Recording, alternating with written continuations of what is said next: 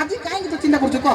ନାଇଁ ନାଇଁ ଏମିତି ହେବାର ନଥିଲା। କଣ ପାଇଁ ହେବନି କହଟା? ତମକୁ ତ ସିଗାରେଟ ଗୋଟେ ନେଲି 6 ଟଙ୍କା, 20 ଟଙ୍କା ଦେଲେ ପୁଡ଼ିଆର 26 ଟଙ୍କା ଦିନକୁ 25 ଟଙ୍କା ହିସାବରେ ମାସକୁ 750 ଟଙ୍କା ପାଇଲା ମୋଠୁ। ତମର ତ ଲାଭ, ତମେ ମତେ କାହିଁ କହୁଛ? ତତେ ମୁଁ ପାରିକି ଦୂରୁ ଯା। ହଁ ଦିଅ, ଯାହା ଦଉଛ ବିକି ଦିଅ। ସିଗାରେଟ ନେଇ ଯା। ହଁ ଦିଅ, ଦୋକାନ ବନ୍ଦ କରି ବେଲେ କର କଣ କହୁଛି ଲୋକଟା ମତେ। ହ୍ୟାଲୋ ହଁ ବେବି। କଣ ପାର୍କରେ ଅଛ? ହଁ ଆରେ ତମେ ପାର୍କ ପହଞ୍ଚି ଗଲଣି, ମୁଁ ଆସୁଛି ବି। ତମେ କୋଉଠି ଆସ ଆସ। ବେବି? କୋଉଠି? ଏପଟେ ପଛପଟେ ଦେଖ। ସାର୍ ମୁଁ କରୁଛି। ସାର୍ କରିଛି ସାର୍ କରିଛି। ହଁ ସବୁ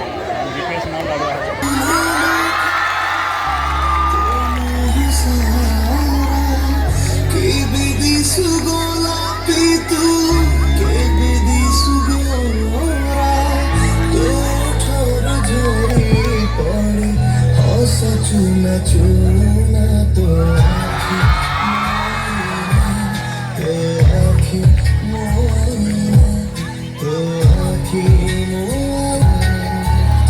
मुन्ना बाबू देखो, ये तुम्हारा मुन्ना ना ना किए मुन्ना ଆଉ ଏଇଟା କିଏ? ମୁନ୍ନା କଣ ଲାଗୁନି କି ତମକୁ?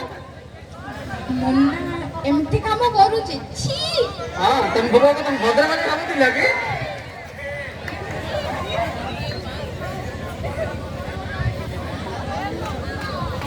ଅସୁର ଧରିକି ଆଇଲି। ତମେ ମୋର ରୂପବତୀ, ଗୁଣବତୀ, ସରସ୍ୱତୀ, ତମେ ମୋର ସରସ୍ୱତୀ। ଆରେ ରୁହ ଟିକେ ରୁହ। ମୋ ବୋଉ କଣ କଲାଣି? ଯାଉଛି ଟିକେ, ସମୟ ହେଲାଣି, ଯାଉଛି। Miss you. ବୋଉ ବୋଉ କୁଆଡ଼େ ଗଲୁ? ମୁଁ ଆସିଲି ଏରି। ଏଇଠି ଅଛି ଆସେ। ହଁ ବୋଉ, ମୁଁ କଲେଜ ପଳେଇ ଆସିଲି। କଲେଜ ରେ କି କାମ କରୁଛୁ ରେ ପୁଅ ତୁ? ପାଠ ପଢି ଯାଉଛି ପରା ବୋଉ। ପାଠ ପଢିବାକୁ ଯାଉଛୁ ଝିଅ ସହିତ? ଝିଅ କୁଆଡ଼େ ବୋଉ? ସେଟା ତୁ ପାର୍କ ରେ କଣ କରୁଥିଲୁ? କଣ କରୁଥିଲୁ? କିଛି ନାହିଁ, ପାଠ ପଢି ଯାଇଥିଲି ପରା। ପାର୍କ କୁଆଡ଼େ ଯିବି ମୁଁ? ହଁ ପାଠ ପଢିବାକୁ ଯାଇଥିଲୁ। ହଁ ପାଠ ପଢି ଯାଇଥିଲି ମୁଁ। କେତେ ପାଠ ପଢିକି ଆସିଲୁ? କ୍ଲାସରେ ପଢାଇନି କିଛି, କ୍ଲାସ ଛୁଟି ଥିଲା, ସସ୍ପେଣ୍ଡ କରାଇଥିଲା। ଆଉ ସେଇଟା ପାଇଁ ପାର୍କ ଗଲୁ? ହଁ ପାର୍କ ଯାଇନି ବୋଉ।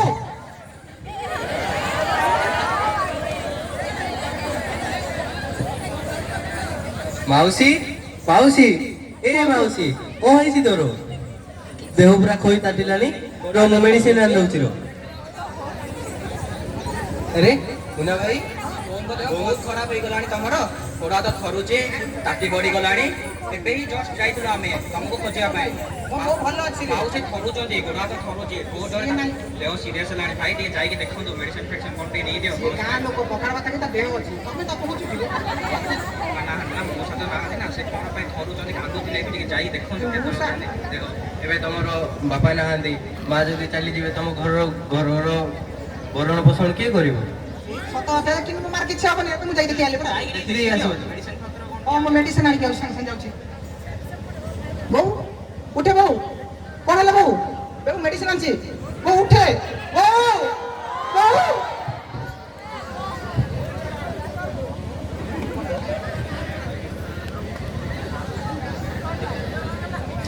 ଦେଖିଲେ ତ ଆପଣ ମାନେ ପିଲାମାନେ କେମିତି କଲେଜ ବାହାନାରେ ଆସିକି ଆଡୁ ସାଡୁ କାମ ଯାକ କରୁଛନ୍ତି। ଦୟାକରି ସେ ସବୁ କାମ ବନ୍ଦ କରନ୍ତୁ।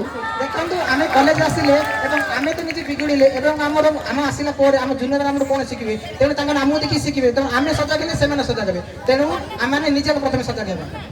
ସଂସାରରେ ଗୋଟେ ବିଧବା ନାରୀ ନିଜେ ବଞ୍ଚିବା ଯେ କେତେ କଷ୍ଟ, ସେଟା ବୋଧେ ସେ ମାଆକୁ ହିଁ ଜଣା। କିନ୍ତୁ ବିଧବା ନାରୀ ନିଜର ପିଲାମାନଙ୍କୁ ମଧ୍ୟ ଉପଯୁକ୍ତ କରିବା ପାଇଁ ଚେଷ୍ଟା କରେ। ଆଉ ସେ ଯେତେବେଳେ ଏମିତି ବିଗିଡ଼ି ଯାଆନ୍ତି, ତା ମନରେ କେତେ ଯେ କଷ୍ଟ ହବ। ସେଥିପାଇଁ ଆମେ ଟିକେ ବଦଳି ଗଲେ ଭଲ ହୁଅନ୍ତା।